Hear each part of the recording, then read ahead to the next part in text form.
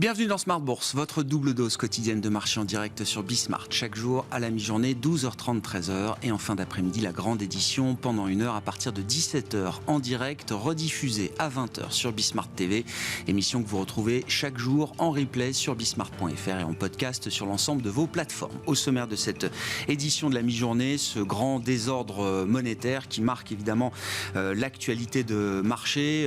Ce sera d'ailleurs le marqueur sans doute de cette année 2020. Des mouvements exceptionnels sur des devises majeures qui ne font que s'accroître encore un peu plus depuis quelques jours, avec notamment une réaction de marché face à la stratégie budgétaire britannique qui marque encore fortement les esprits aujourd'hui. Le mini-budget a été présenté vendredi.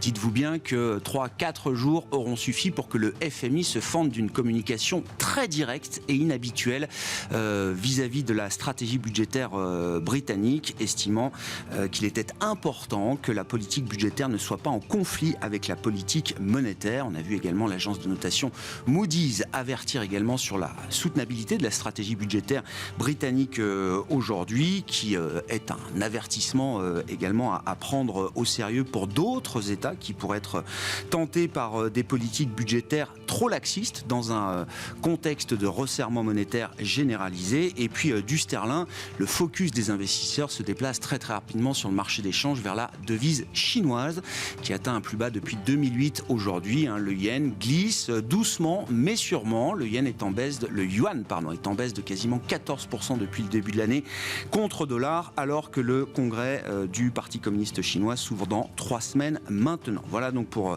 cette grande pagaille sur les marchés de devises aujourd'hui. Nous en parlerons évidemment avec nos invités dans un instant, avec la saison des publications de résultats également qui va commencer. On pourra revenir un peu sur les fondamentaux microéconomiques qui vont revenir à la une. De ce point de vue-là, on a en tête un des derniers grands avertissements qui aura été celui de FedEx, et puis Apple également, selon des sources citées par l'agence Bloomberg. Apple ajuste également sa production et ne prévoit plus d'augmenter sa production d'iPhone 14 face à une demande qui ne semble pas suffisante aujourd'hui, contrairement à ce qu'espérait le groupe Apple. Voilà donc les informations rapportées par Bloomberg ces dernières heures. Nous évoquerons dans ce contexte de marché compliqué le cas des actions européennes, alors qui est toujours un cas désespéré pour certains, disons-le assez clairement. Néanmoins, c'est dans ces moments-là qu'il faut quand même essayer de garder la tête froide et de trouver quelques éléments rationnels pour raisonner, notamment sur la valorisation des actions européennes. Nous en parlerons là aussi avec nos invités en plateau pendant cette demi-heure.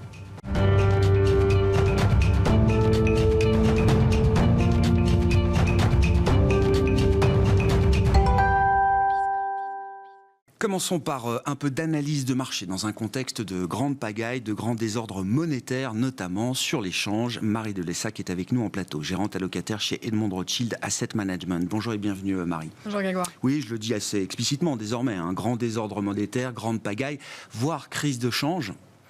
Ça en a l'odeur. Ça y ressemble, les mouvements sont extrêmes et la volatilité sur les devises est à un niveau spectaculaire aujourd'hui. Ouais, la volatilité sur beaucoup de classes d'actifs, d'ailleurs, pas seulement sur les devises, les taux, et on voit aujourd'hui la volatilité sur les actions monter. Mais en fait, on sort d'une semaine de réunions de banques centrales assez importante. On a eu pas mal de banques centrales qui sont réunies, beaucoup de hausses de taux assez impressionnantes. La Suède a monté de 100 BP, la Suisse de 75, la Norvège, et évidemment la Fed qui était la plus attendue a monté ses taux, j'allais dire comme attendu, de 75 BP. Mais en revanche, le discours de M. Powell, qui venait déjà après celui de Jackson Hole, qui avait déjà surpris de façon hawkish, était vraiment avec un ton agressif dans la hausse de taux. Il ne lâchera pas. L'objectif d'inflation est bien de 2%. Les conséquences sur l'économie vont se faire sentir. Et ce qu'il regarde, c'est notamment le marché de l'emploi qui devient un facteur déterminant pour l'évolution des taux. Et force est de constater que les statistiques et les chiffres ces dernières semaines confortent la Fed dans son processus de hausse de taux, et de taux qui vont rester élevés pour un certain temps. Donc je pense que ça a apporté effectivement un peu plus de désordre dans les marchés. Les classes d'actifs prennent acte de ce ton agressif. Et cette semaine, effectivement, avec le mini-budget au Royaume-Uni présenté vendredi, on passe aussi du sujet de la politique monétaire au sujet de la politique budgétaire. Ouais. Et les deux ne vont pas forcément dans le même sens. En tout cas, c'est le cas au Royaume-Uni. Ils ont un budget qui n'était peut-être pas d'ailleurs si mini que ça, où ils ont réitéré ce qu'ils avaient déjà annoncé, le price cap sur l'énergie, mais d'autres mesures, notamment soit de baisse de taux d'imposition, où ils n'appliqueront pas des hausses de taux qui étaient prévues. Et tout ça, en fait, n'est pas financé. Donc ça veut dire un endettement qui va progresser, un appel au marché qui va devoir être fait. La conséquence, c'est qu'effectivement, sur l'inflation, on aura probablement un pic d'inflation plus proche, moins élevé, grâce à ce price cap sur l'énergie notamment. Mais en revanche, c'est un plan budgétaire très expansionniste, de soutien à la croissance. Et donc en cela, l'inflation restera probablement élevée pendant un peu plus longtemps. Et là, on voit bien qu'il y a un conflit entre la politique monétaire et la politique budgétaire. Et donc une défiance des marchés qui a pris forme avec un flash crash sur la livre sterling assez impressionnant lundi, mais on ne voit pas vraiment de retour. La livre sterling reste sur des niveaux très faibles et continue de baisser un peu. Donc voilà, on a aussi les taux qui progressent énormément. Avec c'est ça qui est dramatique dans l'expérience britannique, c'est que voir les taux monter, on pourrait se dire, tiens, le marché prend acte, effectivement, le Royaume-Uni fait un pari sur la croissance, comme Trump l'a fait en 2016, sans doute à un très mauvais moment, ça lui a été reproché, fait le pari de la croissance, les taux remontent dans l'idée qu'il y aura peut-être plus de croissance nominale demain aux États-Unis, sauf qu'en face de ça, on a une chute du sterling. Et là, il faut bien regarder la réaction avec les deux facettes de la réaction de marché. Et là, c'est bien le signal que le marché, effectivement, exprime une très forte défiance vis-à-vis de cette stratégie. Avec des finances publiques qui vont se dégrader, un compte courant qui va se dégrader, et donc ça se reflète effectivement dans la devise et cette défiance sur l'économie britannique. Tout à fait. Ouais. Et c'est vrai que les devises aujourd'hui, avec les taux, mais on passe aussi sur les devises, sont des drivers du marché. Alors que ce soit en raison des politiques budgétaires ou en raison des politiques monétaires. On le voit avec le yen aussi qui a beaucoup baissé. Et on commence à avoir des interventions ou des gens un peu plus vocaux, effectivement, sur le soutien de la devise. Au Japon, ils sont intervenus pour soutenir un peu leur devise. Mais oui, ça devient un vrai sujet pour les gouvernements et les marchés financiers. Sur le plan des devises, est-ce que l'intervention du ministère des Finances japonais il y a une semaine sur le yen ouvre la voie, ou en tout cas la possibilité de quelque chose d'un peu plus coordonné du point de vue des autorités monétaires mondiales? Alors, les dernières crises de change, ça nous ramène peut-être à 98, crise d'échange asiatique, les accords du Plaza, etc. Est-ce que c'est une possibilité à ce stade dans l'histoire devant nous? Alors pour l'instant, on n'en prend pas forcément le pas. C'est un peu chacun fait sa politique monétaire et sa politique budgétaire. Cavalier seul autant que faire se peut. Correspond. C'est vrai que ça n'est pas un sujet. Le dollar est sur des niveaux très élevés. On voit quelques entreprises qui commencent à alerter, mais pour l'instant, non, c'est pas un sujet de banque centrale sur ce point-là. Même si effectivement, on sait que même la BCE, en montant ses taux, alors c'est pas son mandat, mais la devise aussi fait que l'inflation importée, les devises faibles, l'inflation importée est plus élevée. Et comme l'objectif est quand même d'arriver à calmer cette inflation, indirectement, c'est pris en compte, mais pas de façon coordonnée aujourd'hui. Et donc on en revient à la planche de salut qui sera le pivot de la Fed. Sauf que ce pivot, effectivement, on cherche à le timer, parce que le timing est important dans cette affaire. Au début de l'été, on l'espérait peut-être pour l'automne. Et puis, effectivement, Jackson Hole est passé par là. Les chiffres d'inflation montrent qu'on reste quand même dans des zones d'alerte importantes de ce point de vue-là. Et donc, l'idée du pivot est reportée parce que l'économie américaine va encore trop bien. C'est toujours le même sujet de ce point de vue-là. Alors oui, les statistiques, les chiffres de l'économie américaine se tiennent bien. On a eu encore la confiance des consommateurs hier qui rebondit, alors qui n'est pas sur des niveaux très élevés, mais qui rebondit quand même. Le gasoline n'a pas arrêté de baisser. Hein. Non, mais il y a des corrélations très directes aux États-Unis de ce point de vue-là. Donc il y a un côté un peu boom-bust. On a reperdu, je sais pas, 20% sur les prix à la pompe. Ça, tout de suite, ça redonne un peu de confiance aux consommateurs. Mais ce qu'on regarde peut-être pour le pivot de la Fed, il est à venir. En tout cas, ce qu'elle essaye de nous dire, je pense, c'est elle regarde pas mal le marché du travail, le marché de l'emploi.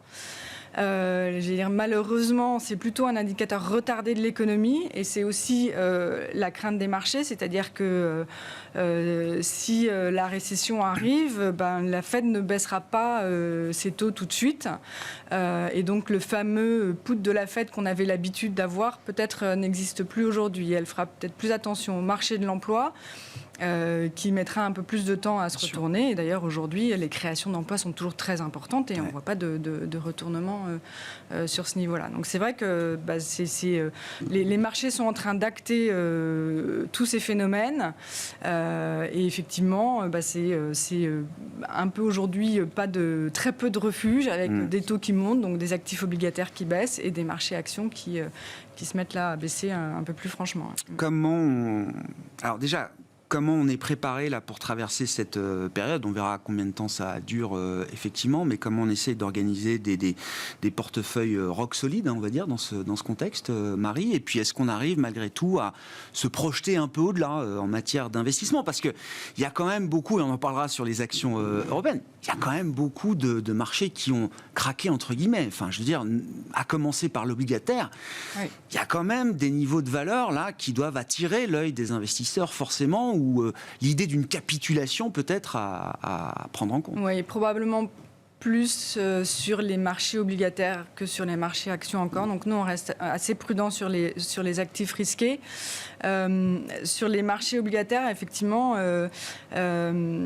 aux États-Unis, avec des taux à 10 ans à 4% ou même à 2 ans supérieurs à 4%, certains commencent à trouver de l'intérêt, effectivement, à les réinvestir sur les actifs obligataires américains. Alors plutôt pour les investisseurs américains, parce qu'on a toujours la problématique du change quand on est hors États-Unis. Mais avec des taux à ces niveaux-là, on est probablement capable d'encaisser un peu de hausse supplémentaire. Et pareil sur des actifs obligataires d'entreprise. Le rendement aujourd'hui peut permettre effectivement de faire face à une hausse supplémentaire des spreads. Après, on est quand même dans un environnement encore très volatile et la volatilité sur les taux, aujourd'hui, ne cesse quand même de monter. Donc, il faut pouvoir encaisser quand même cette volatilité. Pour revenir plus franchement, on attendrait quand même de voir un peu que ça se calme sur la volatilité des taux. Côté action, un peu de prudence, mais en revanche, en termes géographiques et en termes de style, on a un peu rééquilibré. Actions américaines, actions européennes notamment. Les actions européennes sont très peu chères, les actions américaines sont plus chères. En revanche, en termes d'environnement économique, ça nous paraît plus solide aux États-Unis. Et en termes de perspectives de résultats, il y a encore des révisions à la baisse à venir en Europe. Donc tout ça mis bout à bout, il y a un peu plus d'équilibre entre les deux zones. Et pareil sur les styles, on voit ces derniers jours la croissance surperforme dans un marché où les taux progresse. Et là, effectivement, le concept, la crainte de la récession peut prendre un peu le pas sur l'effet taux. Le marché action n'a pas encore suffisamment capitulé. C'est un sujet un peu technique de marché, effectivement, mais on a envie d'être confortable quand on revient comme ça, parce que après c'est peut-être un nouveau cycle d'investissement qui démarre également, et c'est vrai qu'on évoquait la volatilité en début d'intervention, Marie. Il y a beaucoup plus de volatilité aujourd'hui sur les devises, sur les marchés obligataires, que sur les marchés actions, mais elles montent. Voilà, on commence là vraiment depuis cette semaine, et c'était quelque chose qu'on regardait, la volatilité sur les marchés d'actions, malgré quand même la baisse des marchés d'actions, avait du mal à progresser. Là, sur les quelques derniers jours, effectivement, ça y est, la volatilité action commence à monter. à retrouver des niveaux un peu élevés, pas encore des niveaux de crise, mais des niveaux élevés. Donc sur des facteurs techniques, on peut dire qu'on est dans des phases où on peut commencer à accumuler, mais pas forcément encore sur des points bas. Mais voilà, effectivement, ça va être un marché où effectivement certains points techniques et certains facteurs techniques pourront permettre le rebond de prendre place. C'est pas forcément encore tout de suite qu'on les voit. Ouais. Merci beaucoup Marie Delessac qui était avec nous en plateau pour essayer de mettre un peu de clarté, de rationnel dans cet environnement de marché qui est très perturbé. Ça fait un moment que l'environnement de marché est perturbé, mais c'est vrai que là on entre dans une phase de volatilité effectivement qu'on n'avait peut-être pas vu venir comme ça à la sortie de l'été. Marie Delessac, gérante allocataire chez Edmond Rothschild Asset Management.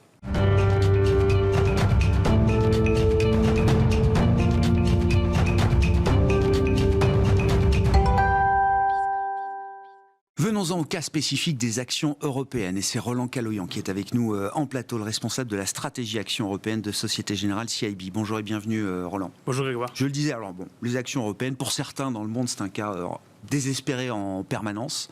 Là, il faut quand même regarder un petit peu les fondamentaux et ce que disent les investisseurs sur les actions européennes. Les flux, le momentum ne sont pas là aujourd'hui, mais justement, si on regarde peut-être la valorisation que donne le marché aux actions européennes et qu'on regarde et qu'on essaye d'anticiper les fondamentaux des entreprises avec les résultats qui vont arriver dans les prochaines semaines, quelle est l'analyse un peu rationnelle qu'on peut faire de la situation, Roland ? On vient d'un multiple sur les marchés actions européennes début d'année de 16. On est aujourd'hui à 10,5. 10,5. Pour remettre un peu dans un contexte historique, la moyenne sur les 25 dernières années du PE du marché européen, c'est 14,5. Alors on va me dire, oui, mais les taux montent, donc évidemment, c'est normal de voir des contractions de multiples. Certes, la moyenne des taux allemands sur les 25 dernières années, c'est 2,5. On est à 2 aujourd'hui, aux alentours de 2.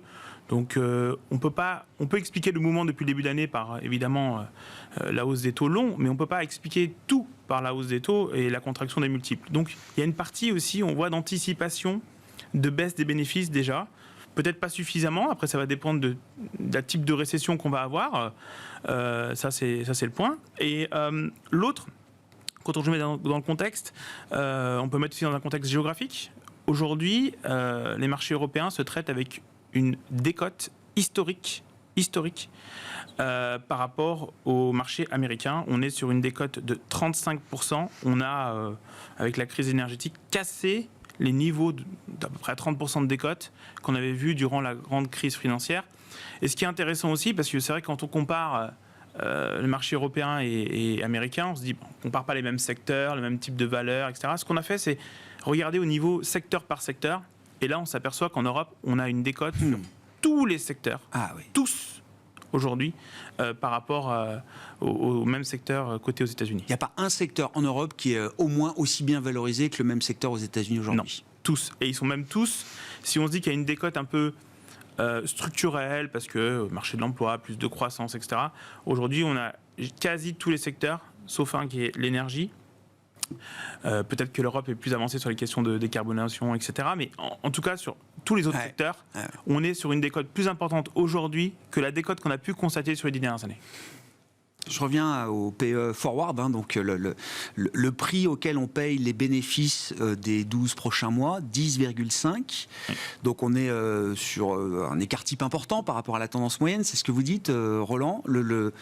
Le point bas ultime de référence historique, non mais pour avoir une idée. Oui. C'est-à-dire que s'il faut chercher à se comparer à des situations qui ont été extrêmement douloureuses dans le passé, quelle est la référence de ce point de vue-là ? Alors on est déjà en dessous, ou quasiment au même niveau, ou légèrement en dessous de ce qu'on a vu durant le Covid, déjà. Ouais. Et on est bien en dessous de ce qu'on a eu durant la crise de la zone euro en 2010-2012. Et on se rapproche, on n'est pas encore sur les niveaux de ce qu'on a eu en 2008-2009, où on avait atteint un PE de 8. D'accord. Point bas du marché, mars 2009, et peut-être point bas aussi, j'imagine, pour la valorisation des actions européennes à 8 à l'époque. Quand on regarde le E, les earnings, Les résultats arrivent. On a été jusqu'à présent à chaque fois surpris par la résilience et la bonne tenue des résultats des entreprises. Et prenons d'ailleurs cette question par l'angle positif d'une certaine manière. Est-ce qu'il y a matière à être encore surpris par la résistance, la solidité des résultats des entreprises en Europe sur le troisième trimestre ? Alors, c'est vrai que quand on passe d'un PE de 16 à un PE de 10, il y a aussi une explication, c'est que les bénéfices sont plutôt bien tenus. Pour l'instant, on n'a rien vu, en tout cas, les entreprises, les résultats sont plutôt bons. Donc c'est que de l'anticipation et des attentes de la part des investisseurs et du marché sur la potentielle baisse et l'impact que peut avoir une récession sur les BPA. Ce qui est intéressant, c'est que aujourd'hui, alors je mets de côté les matières premières, parce qu'évidemment, on a vu la flambée des matières premières cette année, donc avec des effets de base, ça tire la croissance. Si on enlève ça, on est sur une croissance cette année de 8%. Donc, c'est quand même une bonne année pour l'instant, 2022. Moi, ce qui m'intéresse, c'est 2023, parce qu'on va très vite se projeter sur 2023. Et là, la croissance attendue, si on prend en compte les matières premières, elle est seulement de 3%. Et historiquement, on n'a jamais vu ça. Au mois de septembre, le 28 septembre, historiquement, les attentes pour l'année prochaine, c'est aux alentours de 13, 14. Je crois que dans ma petite carrière d'observateur de marché, je n'ai connu pour des attentes annuelles que des perspectives à 2 chiffres. On commence toujours avec 10% de croissance bénéficiaire ou plus, et c'était le rituel chaque année dans les 10 dernières années passées.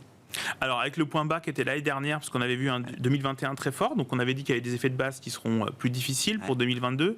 Et déjà le point bas, pour vous donner un peu une référence, septembre dernier, donc pour 2022, on attendait 8,4. Donc vous voyez, 3%, c'est quand même très très très faible. Et ça fait un petit peu écho à ce qu'on observe aussi au niveau macro.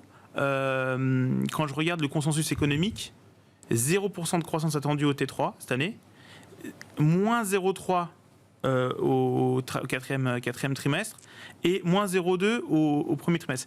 J'ai pas le souvenir d'avoir vu le consensus économiste. On a toujours parlé de récession, potentielle récession comme scénario de risque, mais mettre dans un scénario central et avoir un consensus comme ça en disant il y a une récession qui arrive dans la zone euro, c'est très rare. Et donc il faut réfléchir à l'idée que le consensus puisse être pris un peu à défaut, peut-être, même si c'est vrai que l'ambiance est quand même assez claire sur l'idée d'un fort ralentissement assez généralisé. Mais je reviens à la résilience des earnings. Quels peuvent être les facteurs qui pourraient surprendre peut-être positivement dans la bonne tenue des résultats en Europe, Roland ? On a tendance à se focaliser sur les mauvais effets de l'inflation sur les résultats des entreprises, parce qu'on pense tout de suite que ça va faire monter les coûts, les salaires, les matières premières, etc. Il faut avoir en tête qu'une hausse généralisée des prix, ça va aussi soutenir les revenus. Donc, effectivement, après, c'est une question de marge. Est-ce que les entreprises vont être capables de passer les hausses de prix ? Est-ce que ces hausses de prix on aura une baisse des volumes ou pas ? Si cette baisse des volumes va être suffisamment compensée par la hausse des prix. Donc, il faut effectivement mettre tout dans la balance. Et je trouve que l'équation, elle est pas si simple. En particulier, il y a des différences aussi en termes de secteur à l'intérieur du marché. Et on s'aperçoit effectivement que d'avoir des marges très élevées, c'est plus facile d'encaisser des coûts qui peuvent monter plus vite. Et ce qui est intéressant aussi dans les fondamentaux, c'est qu'on est aujourd'hui sur des niveaux de marge extrêmement élevés dans quasiment tous les secteurs. Donc effectivement, il y a cette vague inflationniste qui arrive, avec potentiellement évidemment un soutien pour le revenu, mais à un moment où les marges sont extrêmement élevées. Et donc ça, il faut aussi le mettre dans la balance. Après, il y a quand même des facteurs plutôt positifs, on n'en parle pas assez, c'est la baisse des prix des matières premières. Ah bah oui. Que ce soit le pétrole, on a beaucoup parlé de la hausse, on entend moins parler de la baisse. Oui, parce qu'on se concentre beaucoup en Europe sur l'électricité et le prix du gaz. C'est vrai. Mais il y a effectivement des secteurs qui utilisent beaucoup le pétrole, l'essence, il y a aussi métaux industriels. donc tout ce qui est transport, c'est très important. Voilà. Et puis évidemment les métaux, tout à fait. Je reviens à l'idée du timing. Ce que je disais en forme de boutade, le cas des actions européennes est parfois désespéré en permanence pour certains investisseurs. Il y a toujours effectivement un doute, une défiance. Enfin, on connaît la situation de la zone euro dans le paysage global pour l'investisseur global. Comment vous mesurez le sentiment, là, la négativité du sentiment qu'il peut y avoir sur les actions européennes ? Moi, je regarde beaucoup les positionnements, les flux, qui sont évidemment, depuis le début de l'année, très négatifs en Europe. Et quand je regarde, on a pas mal d'indicateurs pour regarder un peu comment sont positionnés les investisseurs. On est sur des niveaux extrêmement faibles en termes de positionnement. Qu'on compare par rapport à l'historique, qu'on compare par rapport au poids que représentent vraiment les actions européennes dans des actions mondiales, on voit que le positionnement est extrêmement faible. On a vu des décollectes, des sorties de fonds très importantes de l'Europe. Et donc, effectivement, ça, pour nous, c'est quand même des signes qu'aujourd'hui, on arrive sur des niveaux où... qui va continuer à vendre les actions au bout d'un moment, on est tellement bas dans les portefeuilles et la valorisation, évidemment, que ça soit absolue ou relative par rapport à d'autres pays, en particulier les États-Unis, peuvent à un moment faire revenir les investisseurs. Alors au niveau du timing, ce qui est clair, c'est qu'on s'approche, on rentre dans l'hiver, on a une crise énergétique, on le sait. Et ça, évidemment, là, à très très très court terme, c'est difficile pour les gérants de se dire je vais faire un pari, ça va bien se passer, etc. Mais à mesure, si effectivement les choses se passent plutôt bien, parce qu'il y a cette asymétrie, on peut voir évidemment un rebond assez fort. Après, quand on se projette sur un an, c'est plutôt un bon point d'entrée. Donc voilà, en termes de timing, peut-être, moi je serais plutôt à chercher des points d'entrée sur ces niveaux-là. On commence à être vraiment sur des niveaux de valorisation très intéressantes. Oui, en termes de recommandations tactiques, être encore extrêmement short d'actions européennes à ce stade, c'est un risque important. On l'a vu en juillet, il suffit de quelques chiffres effectivement d'inflation. Je pense que le débat, c'est vraiment dès qu'on aura, on va se dire qu'effectivement on a vu le point haut sur l'inflation. Alors, bon, c'est toujours délicat. Là, on aura les chiffres vendredi sur la zone euro. Je pense qui vont continuer de monter. Là, autant sur le débat est ouvert aux États-Unis, autant là, on a quand même. Mais on va quand même scruter un petit peu ce qui se passe, les dynamiques à l'intérieur de l'inflation, parce que de se dire voilà, on fait encore un nouveau point haut, etc. Ça, c'est une chose. Effectivement, c'est attendu. Après, on va scruter vraiment les dynamiques à l'intérieur pour essayer de voir effectivement s'il y a si l'inflation se transmet, par exemple, de biens aux services. Est-ce que ça accélère d'un côté, etc. Donc ça va vraiment être très important de regarder à l'intérieur. La nature de l'inflation. La nature de l'inflation, tout à fait. Et là, évidemment, sur les mois à venir, parce que évidemment, le prix du gaz est très élevé, le prix de l'électricité est très élevé. Mais au-delà de ça, il faudra voir si cette inflation elle est en train de se répandre ou pas, parce que c'est ces signaux-là aussi que va regarder la BCE. Merci beaucoup. Merci à vous deux. Roland Caloyan, je le rappelle, qui est avec nous, responsable de la stratégie action européenne de Société Générale CIB, et Marie Delessac, qui nous accompagnait également pendant cette demi-heure, gérante allocataire chez Edmond Rothschild Asset Management. Voilà pour cette édition de la mi-journée de Smart Bourse. On se retrouve ce soir à 17h en direct sur Bismart TV.